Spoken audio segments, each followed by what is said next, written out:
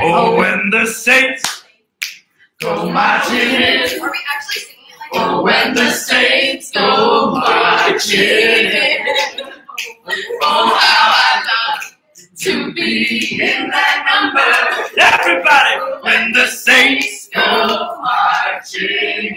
Now for you, live, we have some great interviews with some wonderful saints. And our last guest for the day is, so please welcome Saint Pope John Paul II.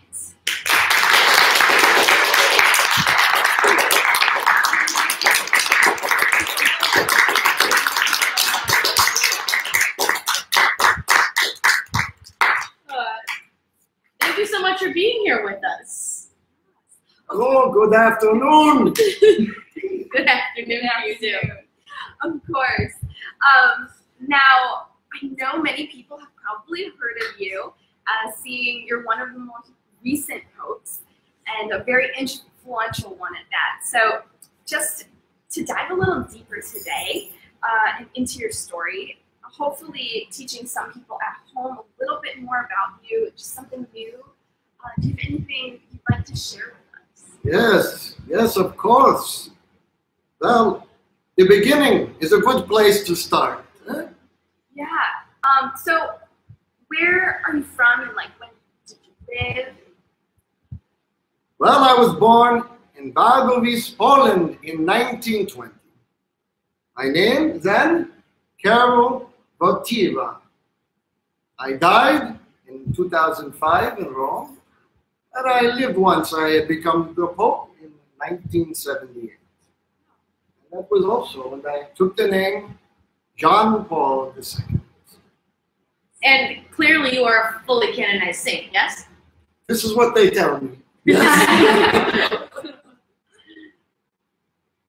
Yes, my cause for canonization was opened very quickly after my death. My successor, Pope Benedict XVI, opened my case only 1 month after that I passed in the 2005. In January 2011, the Vatican recognized the recovery of a French nun from Parkinson's disease, the same disease that I had. It's a miracle performed by me. I was deemed blessed on May the 1st, 2011, and was named Saint John Paul II on April 27, 2014. Wow. So recent. Yeah, and that seems really quick compared to all the other guests we've talked to today. It was. Usually there is a 5-year waiting period, not 1, 2, 3, 5.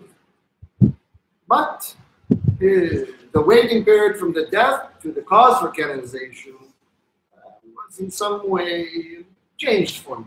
Pope Benedict XVI and the other cardinals, he was a Cardinal Ratzinger, said I had exceptional circumstances. And so the waiting period, it was waived. Gotcha, all right. So what was your life like when you were younger, like before you were the Pope? I love to get involved with things. I love to do the downhill skiing. I love to play the football, what you call in America, soccer. Soccer, yes. Soccer, yes. Love the performing arts. I don't even want to play. And also, I love school.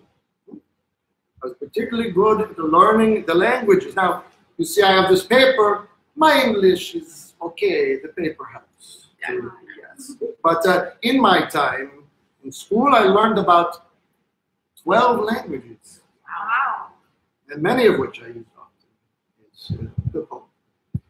Sadly, my schooling was cut short because of the rise of the Nazi regime. The Nazis. The nasties. Yes. To avoid being deported. I worked in a factory that the Nazis considered very important to them. While working there, more and more I become interested in the priesthood. I studied at the seminary, which was illegal at that time. The Nazis made going to the seminary. But I went in the underground, no? And was ordained in 1946. Throughout the next few years, I had become the bishop, the archbishop, the cardinal, and eventually the pope. You know, you are in, this is Cleveland, no? Yes, yes, Cleveland, Ohio. When I was the cardinal, archbishop, I come to visit Cleveland. Do you know? I didn't know that. Yes, to Saint Stanislaus, a very big saint for us, the Polish. It is near the Fleet Avenue. Okay. Fleet Avenue, and they have a shrine to me there. I am told that you can go to visit. Wow. But they're I've relatives. never seen it actually. Yes. So just to say. But in any which case, yes, become the Pope. Yes. 1978. So when you were Pope, what did you do that made you such a big name? I sent to the God to say, again, with the jet airplanes and the transportation, to travel. Bring Christ to others, and the others to Christ. It was important to speak with the people that looked to me as a leader. I traveled to many countries and spoke. I spoke about the connection between the religion and the politics. Our areas such as human dignity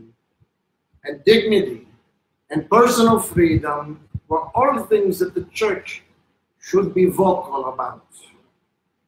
And I also wanted to make sure that our church did not forget about our young people. Sometimes the church seems to forget about the young people. A big problem. And why is it a big problem? Because the youth are the future of our church. Yes, yes. So I began an event called World Youth Day. Have you heard of the World Youth Day? Yeah, I have. Have you been to the World Youth Day? No, unfortunately. I wanted to go so badly. You must go to the next World Youth Day. Where it is going to be?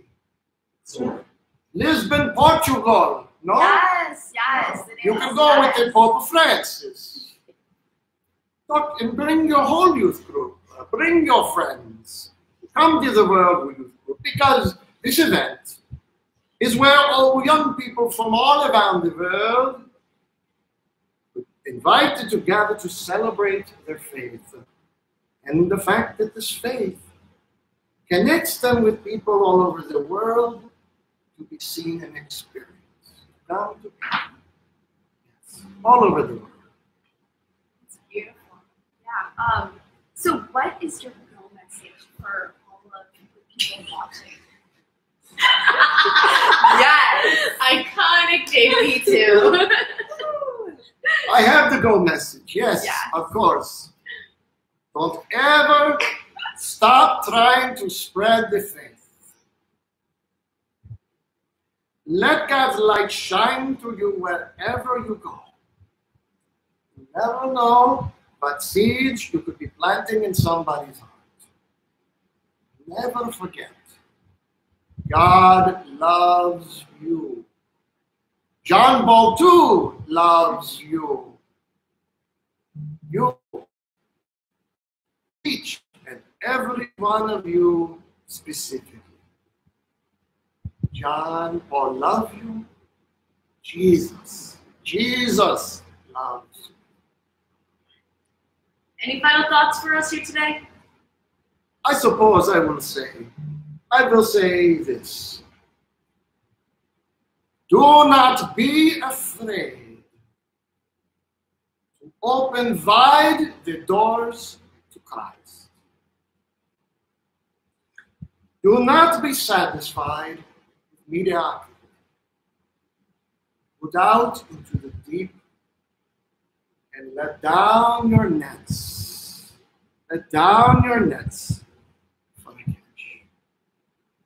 Thanks so much for being here. Thank you so much. It's always a pleasure. Thank you so much for inviting me.